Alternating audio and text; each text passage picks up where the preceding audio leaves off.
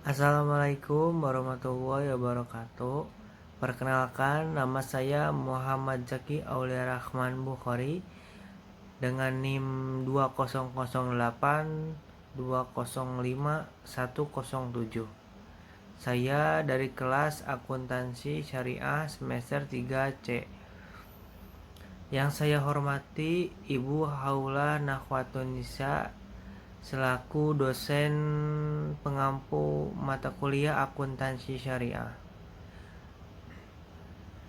Di sini saya akan menjelaskan sedikit tentang akad musyarakah. Langsung saja, pengertian akad musyarakah. Musyarakah menurut bahasa berarti al-ikhtilah, yang artinya campur atau pencampuran. Maksud dari pencampuran yakni seseorang mencampurkan hartanya dengan harta orang lain, sehingga antara bagian yang satu dengan lainnya sulit untuk dibedakan. Istilah lain dari musyarakah adalah syarikah atau syirkah. Secara etimologis, musyarakah adalah penggabungan, pencampuran, atau serikat. Musyarakah berarti kerjasama kemitraan.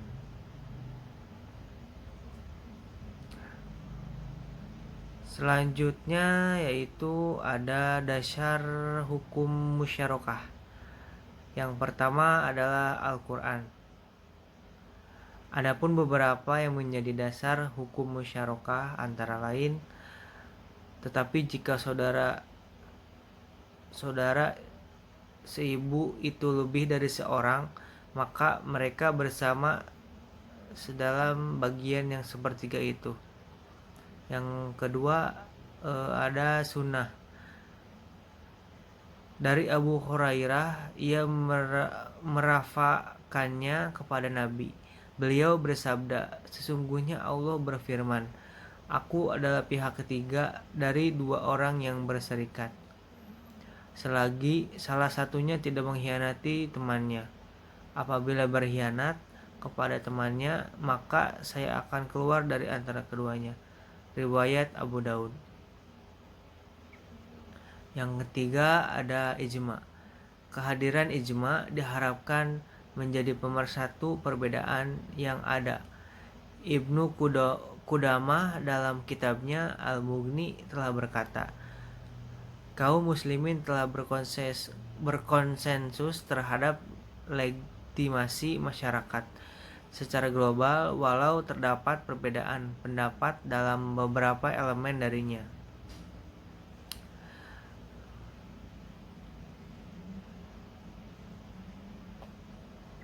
Selanjutnya ada rukun dan syarat musyarakah. Yang pertama rukun musyarakah. 1. Pelaku akad, yaitu para mitra usaha. Yang kedua ada objek akad, yaitu modal atau mal dan kerja. Yang ketiga ada syighar, yaitu ijab dan qabul. Yang keempat ada nisbah, keuntungan atau bagi hasil. Selanjutnya syarat musyarakah.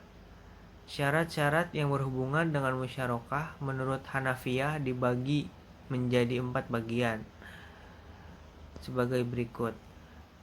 Yang pertama, sesuatu yang bertalian dengan semua bentuk musyarakah, baik dengan harta maupun dengan yang lainnya. Yang B, sesuatu yang berkaitan dengan musyarakah, mal atau harta.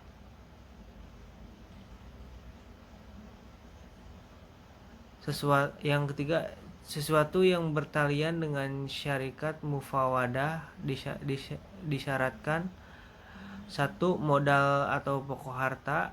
Dalam syirkah mufawadah harus sama. Yang kedua, bagi yang bersyirkah ahli untuk kafalah. Ketiga, bagi yang dijadikan objek akad disyaratkan syirkah umum, yakni pada semua macam jual beli atau perdagangan. Menurut Malikiyah, syarat-syarat yang bertalian dengan orang yang melakukan akad ialah merdeka, baligh, dan pintar. Sedangkan Syafi'iyah berpendapat bahwa syirkah yang sah hukumnya hanyalah syirkah inan, sedangkan syirkah yang lainnya batal.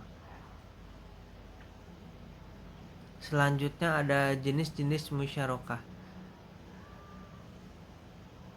Secara garis besar, musyarakah dikategorikan menjadi dua jenis, yakni musyarakah kepemilikan atau syirkah al-amlak dan musyarakah akad atau syirkah al-aqd.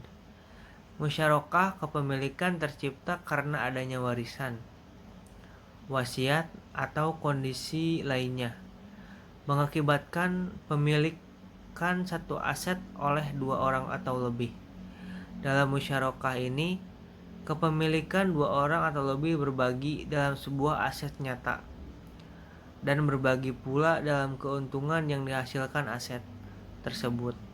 Musyarakah akad tercipta karena cara kesepakatan, di mana dua pihak atau lebih setuju bahwa tiap orang dari mereka memberikan kontribusi modal musyarakah serta sepakat berbagi keuntungan dan kerugian.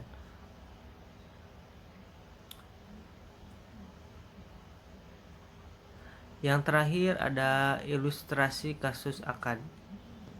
Misalnya ada dua orang yang akan melakukan akad musyarakah. Kedua orang tersebut bernama Afif dan Ciba.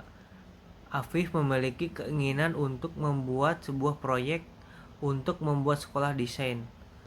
Pada kesempatan yang sama, Ciba juga memiliki keinginan untuk membuat sekolah. Kemudian mereka bertemu dan membuat kesepakatan kerjasama musyarakah.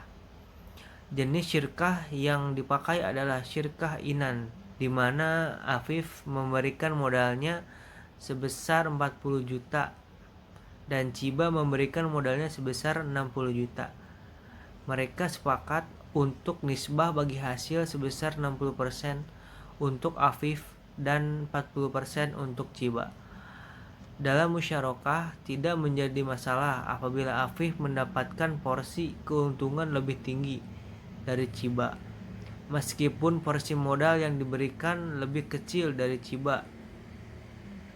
Selama itu sudah disepakati di awal. Terdapat dua orang yang akan melakukan akad musyarakah. Kedua orang tersebut bernama Afif dan Ciba. Mungkin itu contoh dari kasus akad. Ilustrasinya seperti itu.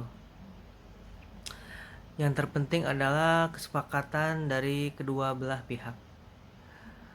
Mungkin hanya sekian yang dapat saya sampaikan. Kurang dan lebihnya mohon dimaafkan. Wassalamualaikum warahmatullahi wabarakatuh.